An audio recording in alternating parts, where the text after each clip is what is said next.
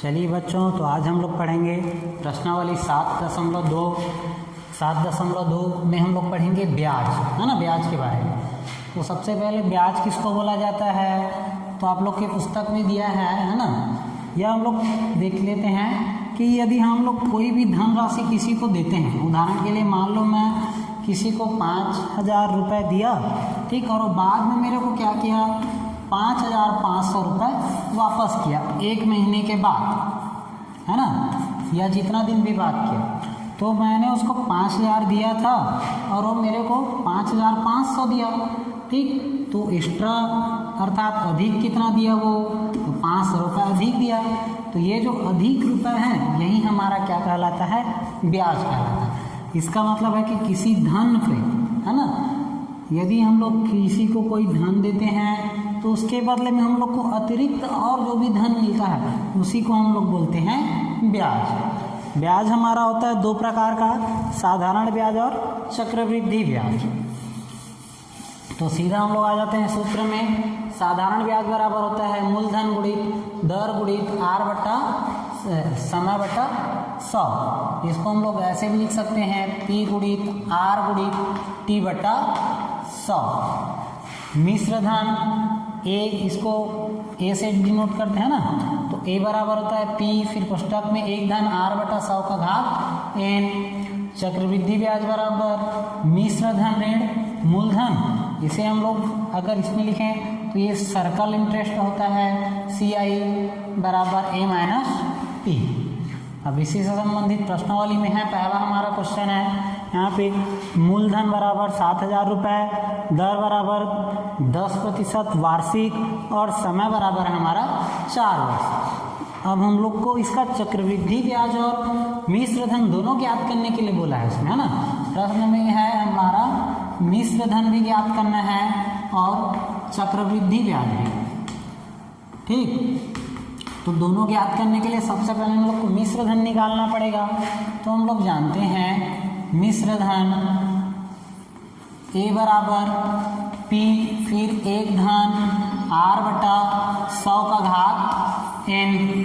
यहाँ हम लोग लिखेंगे इस पे P के जगह 7,000, फिर 1 धन R की जगह हमारा 10 बटा 100 और n की जगह 4। अब यहाँ हम लोग 2 तरीक़ा से इसको बना सकते हैं, या तो इसको कटा सकते हैं, ठीक। अगर कटा के बनाएंगे तो थोड़ा सा हम लोग को भाग देने में डिफरेंट जाएगा, है ना, कठिनाई होगी, ठीक। अब हम लोग क्या करेंगे, इसको कटाने के बजाय इसका तिर्यक गुणा कर देते हैं। तो ये 100 धन 10 बटा 100 का घात 4। अब इसे आगे हल करेंगे तो ये हो जाएगा हमारा 110 बटा 100 का घात 4। अब यहाँ पे हम लोग 0 को कैंसिल कर सकते हैं, ठीक। अब ये बचा हमारा 7,000 गुणित 11 बटा 10 गुणित 11 बटा 10 गुणित 11 बटा 10 गुणित 11 बटा 10 हमारा 4 बार हो जाएगा ये। अब इसको हम लोग 0 को कटा सकते हैं, 1 2 3, 1 2 3 हमारा कट गया। अब आगे इसको हल करेंगे तब ये हमारा हो जाएगा 7 गुणित 11 गुणित 11 गुणित 11 गुणित 11 बटा क्या 10। तब इसको गुणा करते जाओ तो 11 का हमारे पास होता है कितना, 121, और एक बार 11 का हो जाता है 121। इसे आगे हल करेंगे तो ये 1 2 1, फिर क्या हो जाएगा 2 4 2, फिर 1 2 1। इसे हम लोग जोड़ देते हैं तो 4, उसके बाद ये हो जाएगा 6 4 1 अर्थात 14 6 4 1। गुणित क्या करेंगे, 7 के साथ गुणा कर दो इसको, तो 7 एकम 7, 7 चौक 28, 80 लग गया 2, 7 छक्का 42, 2 44, 80 लग गया 4, 7 चौक 28, 4 32, 80 लग गया 3, 7 एकम 7 3 10, ठीक। अब इसको हल करेंगे तो ये हो जाएगा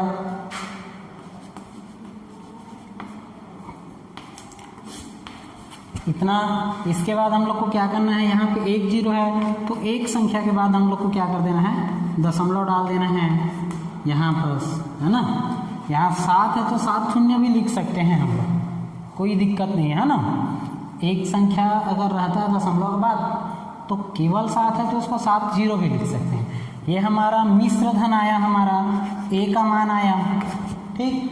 अब हम लोग को चक्रवृद्धि ब्याज निकालना है तो हम लोग को पता है चक्रवृद्धि ब्याज CI बराबर होता है A माइनस P। तो A का मान हमारा कितना आया है, तो ये है हमारा 10,248.70 ऋण। हमारे पास मूलधन कितना है, तो 7,000 रुपये है, ठीक।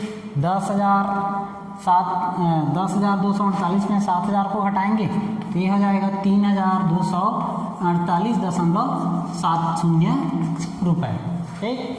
ये आप लोग उत्तर मिला सकते हो, है ना। अगर उत्तर थोड़ा सा डिफरेंट रहा होगा तो या तो गुणा करने में गलती हुआ होगा, एक बार और इसे आप लोग चेक कर सकते हैं। हाँ, अगला देख लेते हैं हम लोग। तीसरा प्रश्न है, बैंक में जमा धन राशि रुपये 50,000 पर 15% वार्षिक ब्याज की दर से 2 वर्ष के ब्याज की गणना करना है हम लोग को। तो यहाँ हम लोग को सबसे पहले ये जानना है कि कौन सा क्या दिया है ना। तो यहाँ लिखेंगे, दिया है मूलधन,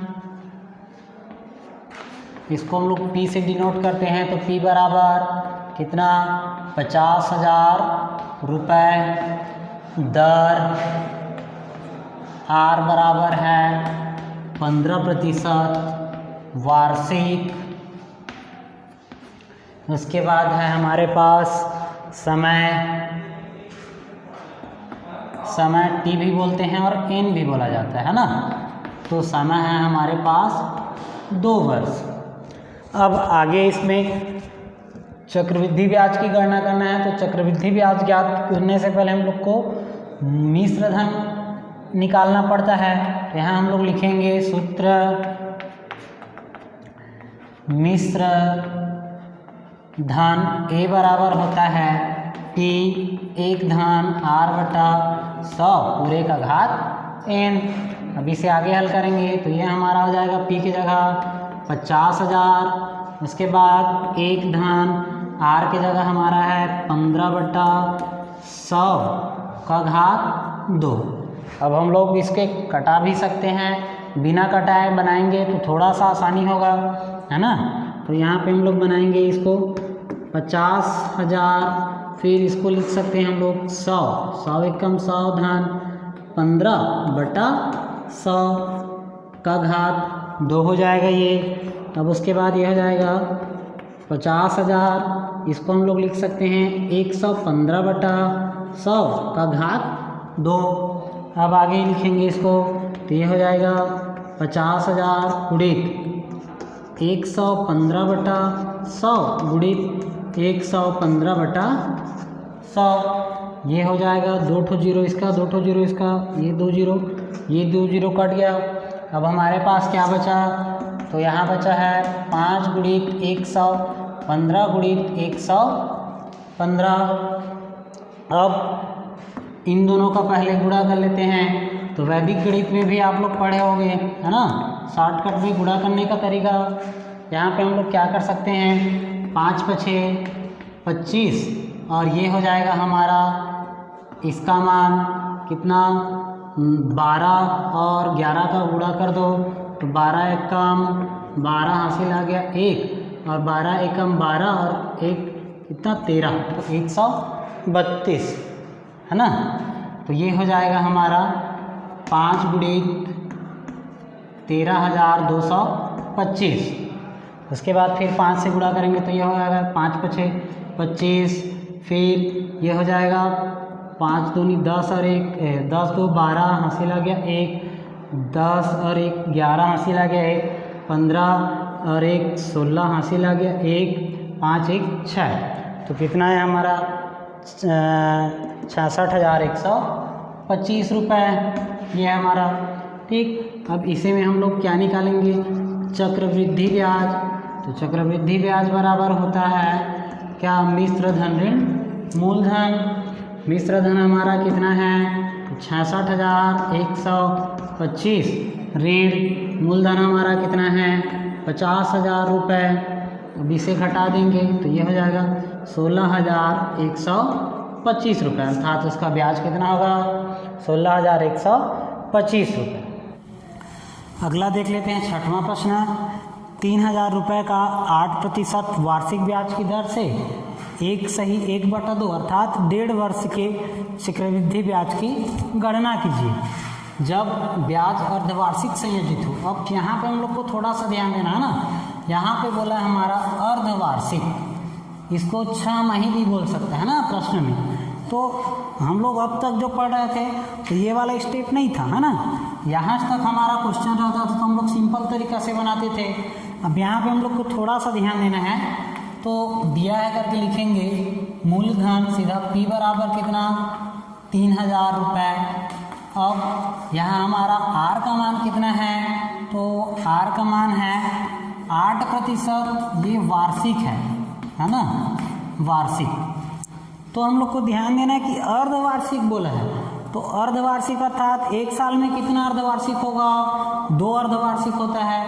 तब हम लोग दर को भी क्या करेंगे, यदि 2 से अर्धवार्षिक अर्थात 1 साल में 2 अर्धवार्षिक होता है तो इसे 2 से क्या करेंगे भाग देंगे, तो ये हमारा हो जाएगा कितना, तो 4%। अब ये जो वार्षिक था ये हमारा हो जाएगा अर्धवार्षिक, अर्धवार्षिक। अब उसके बाद आ जाते हैं हमारा समय n के लिए, तो n हमारा कितना है 1/2 वर्ष है ना। अब इसको हम लोग को ध्यान देना, अगर इसको आगे हल करेंगे तो ये हो जाएगा 2 एकम 2 और 1 3/2 वर्ष है। अब इसको अर्धवार्षिक में बदलना है, तो अर्धवार्षिक अर्थात 1 साल में कितना 2 ही अर्धवार्षिक होगा। तो समय में हम लोग को क्या करना है, जितना अर्धवार्षिक रहेगा उतना का गुणा करना है, और जितना वो रहेगा उसमें दर में हमेशा भाग करेंगे और समय में हमेशा गुणा करेंगे, ये ध्यान रखिएगा, है ना। तो ये हो जाएगा हमारा 3 अर्धवार्षिक। अर्धवार्षिक एक बार फिर से देख लीजिए, अगर अर्धवार्षिक रहता है तो 1 साल में 2 अर्धवार्षिक रहता है, तो दर को 2 से भाग देंगे और समय को 2 से गुणा करेंगे। अगर इसी तरह से अगर अर्धवार्षिक के जगह यहाँ पे बोल दिया तिमाही, तो 1 साल में कितना तिमाही होता है 4 तिमाही होता है, तो 4 से इसको भाग देंगे और 4 से इसको गुणा करेंगे। उसी तरह से अगर बोल दिया चौथाई, है ना, 4 माह, तो 1 साल में कितना 4 माह होगा 3 4 माह होता है, तो इसको 3 से भाग देंगे, इसको 3 से गुणा करेंगे। इसको आप लोग ध्यान दोगे कि यहाँ पे अर्धवार्षिक भी बोला है कि 6 माही बोला है, तिमाही बोला है कि 4 माही बोला है, ठीक है ना। अब इसको हम लोग ऐसे गुणा करके भी निकाल सकते हैं, या चाहें तो सीधा काउंट करके भी, जैसे यहाँ पे 1 साल है तो 1 साल में कितना अर्धवार्षिक होगा 2, और ये आधा साल है तो आधा साल को मिलाएंगे तो 2 और आधा साल का 1, है ना। तो कुल मिला के 2 और 1 कितना 3, तो 3 अर्धवार्षिक हम लोग सीधा भी लिख सकते हैं, या ऐसे बनाओगे तो भी चलेगा, है ना। अब आ जाते हैं सीधा सूत्र में, A बराबर होता है P 1/r/100 n। अब आगे यहाँ पे हमारे पास है 3,000, 1 धन R का मान हमारा 8 नहीं रखेंगे, क्या रखेंगे हम लोग 4। फिर उसके बाद यहाँ पे 100। अब n का मान 1 सही 1/2 नहीं, कितना रखना है हम लोग को 3, क्योंकि अर्धवार्षिक में लेना है हम लोग को। तो ये हो जाएगा 3,000, फिर ये 100 धन 4/100 का घात 3, इसे आगे हल करेंगे तो ये हो जाएगा हमारा 3,000, फिर 104/100 का घात 3।